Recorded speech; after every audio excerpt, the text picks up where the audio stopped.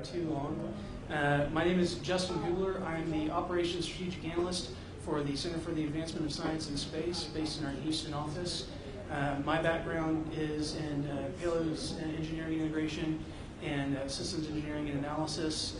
And before I came to CASIS about a year ago, I worked for Mary Beth Dean and Rod Jones in the ISS payloads office. So that's a little bit about my background. Today in this new investigators workshop, what we would like to do is give everybody a sense of how the system works today and how new payloads can come to fruition and see success on the space station. So I'm going to open up with just an introductory overview of the payload life cycle and the different types of science we do on station and how we work together as a payloads community. And then after I'm done, Rod Jones, the manager of the ISS Research Integration Office, formerly the Payloads Office, will come up and talk about the capabilities of the station as a research platform.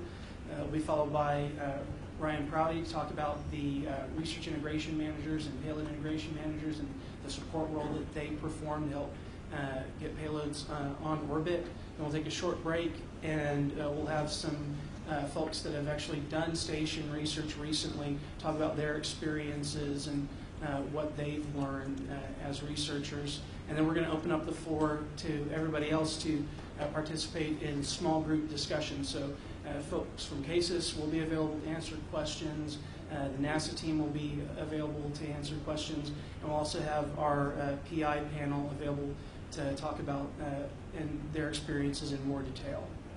So we'll go ahead and get started.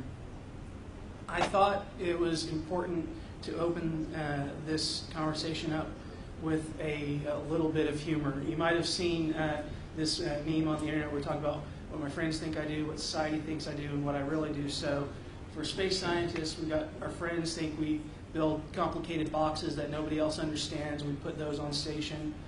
Our parents think that we wear spacesuits and go outside and take pretty pictures. Society thinks we're all Spock, you know, building warp drive and going to the planet Vulcan. Our kids think we're like our astronaut buddies that play guitar with David Bowie on the station. What we think we do is like very serious and answer tough questions and fly interesting payloads, but what we really do is write grand applications all the time. So why we think the space station is important and unique is that it offers critical capabilities for science that really aren't available elsewhere. And there are 3 points that we think provide that uniqueness. One, first and foremost, is long duration microgravity exposure. There is no other platform where you can get not just minutes, not just hours of microgravity exposure, but days, weeks, months, and even years. We also provide access for exposure to the thermosphere with the external platform, so the atomic oxygen environment, the solar particle environment, and what some people call the ignorosphere, so that space between the low altitude atmosphere and the higher regions where commercial communication satellites operate.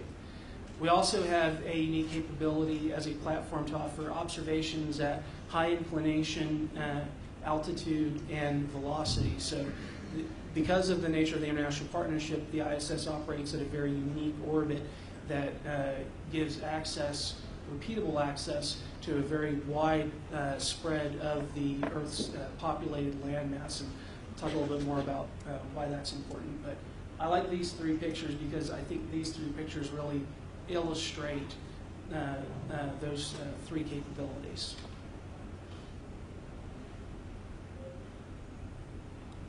So microgravity is important because it alters our many observable phenomena. When you take gravity out of the equation, fundamental forces that are masked by that ever-present 1g forcing function here on Earth emerge. So one very obvious visible example is flame structure in space. It's driven by diffusion and convection here on the ground, which is where you get that beautiful flame structure on a candle that we all know. But up in space, there is no buoyancy. So flames take on that blue spherical hue because it's driven more by diffusion.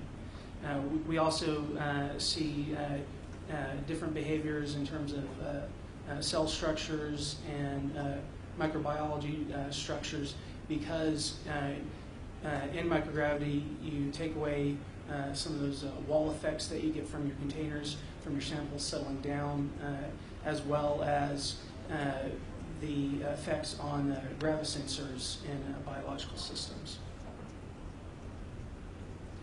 We also offer exposure to extreme conditions, from extreme heat and cold cycling to the vacuum conditions, atomic oxygen, the radiation environment, and debris impact. And previously we've seen the effects of this through the MISSE series of experiments that were flown up and down to the shuttle, or to the station on shuttle. And we're also looking at how we can use new platforms like the NanoRacks external platform to not only fly samples and technology demonstration payloads on the exterior station, but also be able to easily return those samples and those technology demonstrators back to the ground for post-flight analysis. We also offer persistent access to the low Earth environment. The orbital path of the ISS takes it over about 90% of the Earth's populated landmass, and at an average altitude of about 240 miles. So why this is interesting is that it offers you both a persistent satellite bus that you don't have to pay for the development, so you get your power, your data, your facility maintenance, and that allows the PI to really focus on the instrument. And the altitude allows you to get higher ground spatial resolution for a less sophisticated instrument. And we're looking at how that capability can be used to enhance both optical imaging and multispectral and hyperspectral imaging. It also offers a unique platform for space observation science as well. I'm sure most of y'all saw Samuel Teen's presentation on the alpha magnetic spectrometer this morning, essentially taking advantage of the ISS's position above the Earth's atmosphere to use the entire universe as a particle accelerator and detect those streams. There are also other instruments that are in development to meet NASA's science and mission directorate objectives, such as the Orbiting Carbon Observatory and other payloads looking at cosmic energy. But we can also consider the use of this platform for other government agency and private interests in the space environment. We also have a very keen interest in promoting use of the station as a platform for technology development.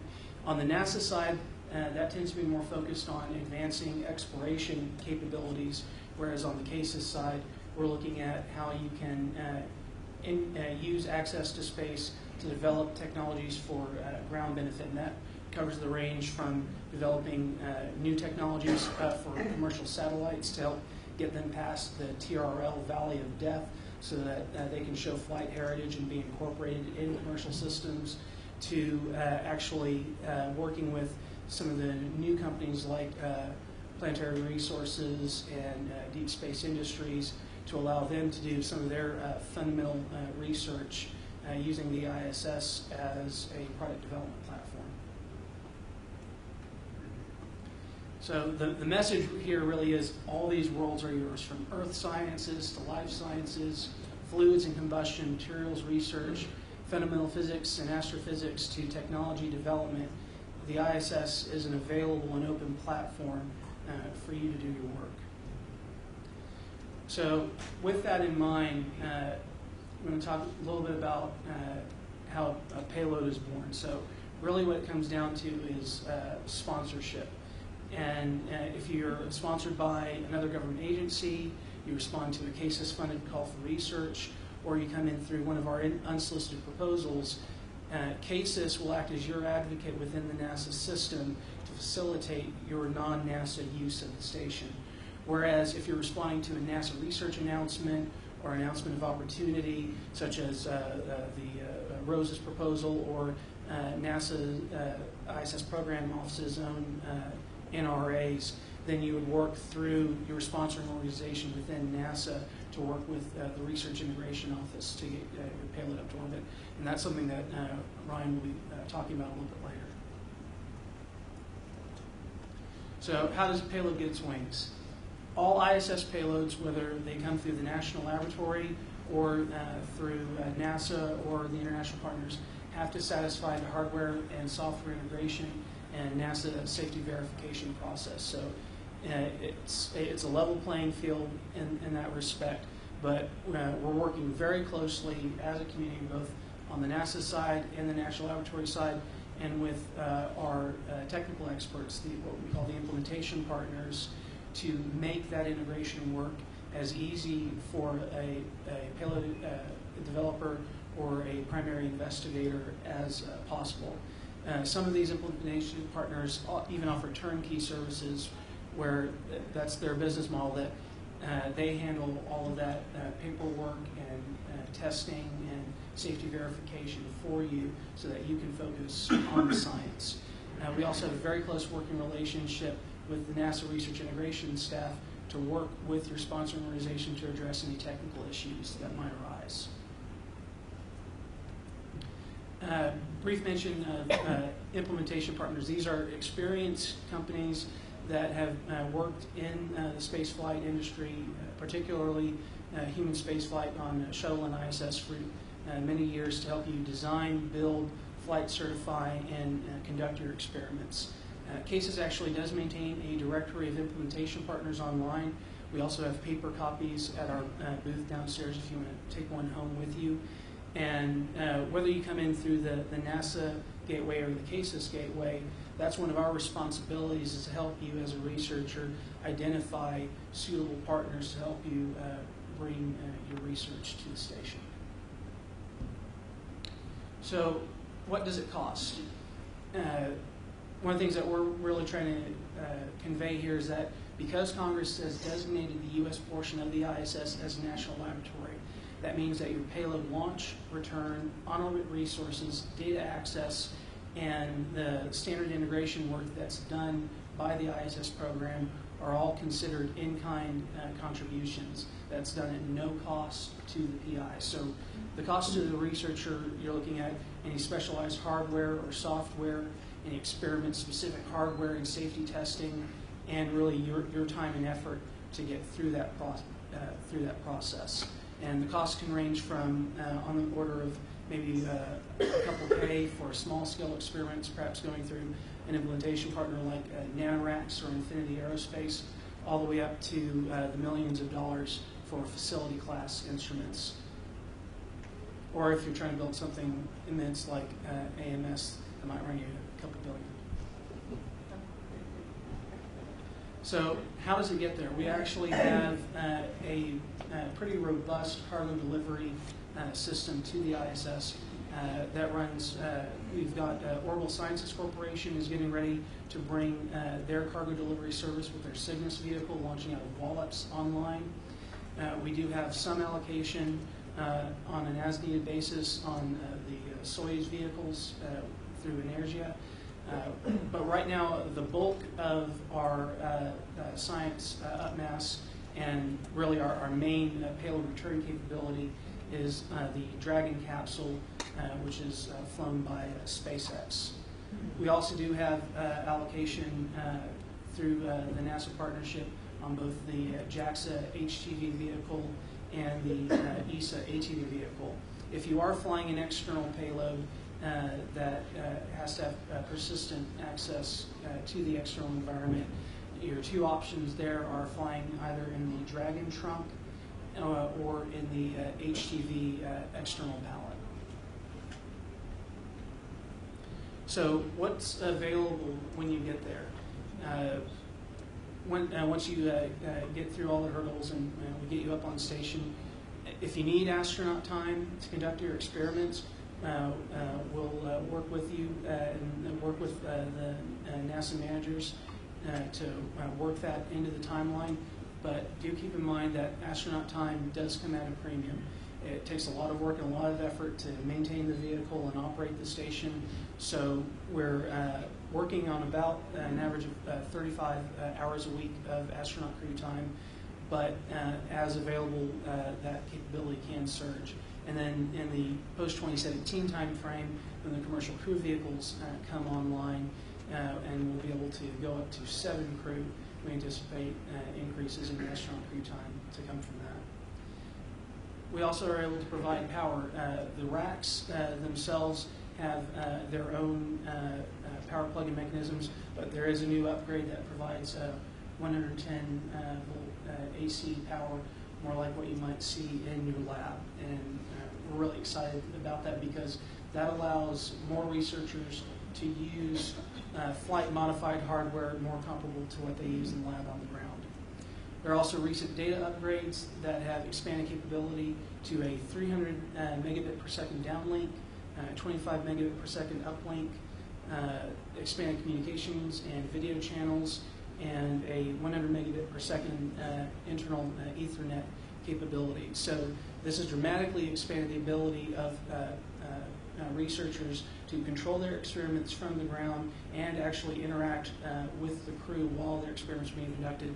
We actually just had it happen this past year, the first instance where you had 2 crew members working on 2 separate experiments and talking with the PI on the ground in real time as that was happening. We can also negotiate access to existing instruments and facilities, such as the NASA facilities that Rod is going to talk about in his talk. And through barter arrangements, we can negotiate access to ESA, JAXA, and RSA facilities. So how do you get started? If you're seeking NASA sponsorship because you're addressing one of the decadal surveys or one of the calls for research that have been put out by a NASA office, what you really need to do is go ahead and talk with the ISS Research Integration Office about what you're planning to do and what your sponsorship is, and apply for those flight opportunities through the NASA mission directorates and go through that process. On the CASIS side, Dwayne Ratliff, our CEO, talked about this in more detail earlier this morning, but I just want to reinforce that if you're seeking to pursue objectives in support of other government agencies, academia, or private industry, we can help you with business development, fundraising, and partnerships, and consider unsolicited proposals at our CASIS website. So you go through the selection process and you're getting ready to fly up to station. What happens next?